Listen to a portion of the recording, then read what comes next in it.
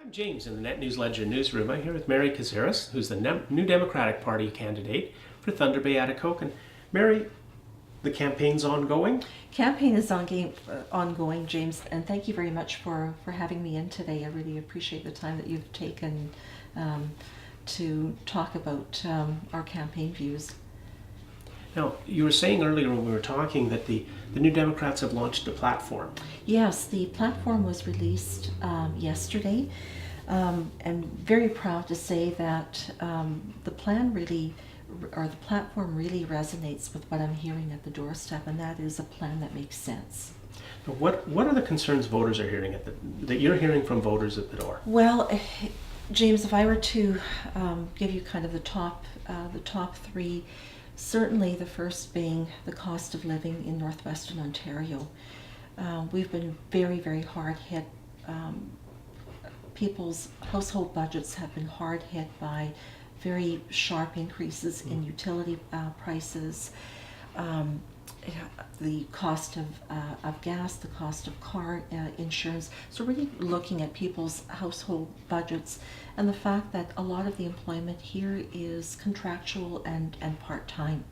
So how do you manage your budget based on those elements?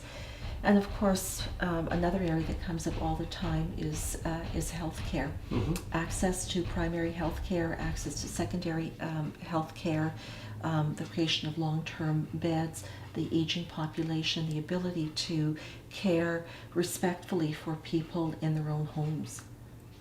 Now, in Thunder Bay Atikokan and here in Thunder Bay, what would a new Democratic government be doing differently? I believe very, very strongly in the fact that a new Democratic government is responsive, that the platform issues are really ones that have come as a result with consultation from people. So we're not talking about 70 items that we often hear repeated over and over again in another platform. We hear about things that are very practical, things that affect us in day-to-day living. Mm-hmm. Now, what's your take on the campaign so far? I have had it's been overwhelming and enormous reception at the doorstep. People want somebody that comes to their door and is willing to listen to them and willing to convey that message that results in a platform again that resonates with the general voters. People want to be respected. People want government that's accountable. Mm-hmm. People want to see that kind of change that makes sense.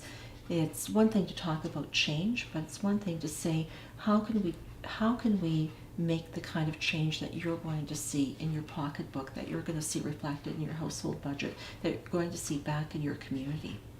Now, on Monday, the leadership debate, the Northern Leaders debate, is here with two of the leaders. Yes. One of the leaders has decided to be busy that day somewhere else. What's your feel heading into the debate? I guess I'm looking more than the issues, because we know that the issues will speak for themselves, that being again the cost of living, accountable government. But I really, my respect, the little respect that I have for Mr. Hudak as a leader is really very quickly diminished, that he could not make the time to be present. This is an all leaders debate. Northwestern Ontario comprises more than half of our province. It's a population that often feels neglected, and I think that this just adds to that sense of neglect and the lack of general respect. All right. The debate will be live streamed on Monday on Net News Ledger. You'll be able to tune in from anywhere in the province and see it. We've had Mary Kozorys in the studio, and we'll be back with more political news over the next coming weeks. I'm James in the Net News Ledger newsroom. Thanks, James. Thank you. One take.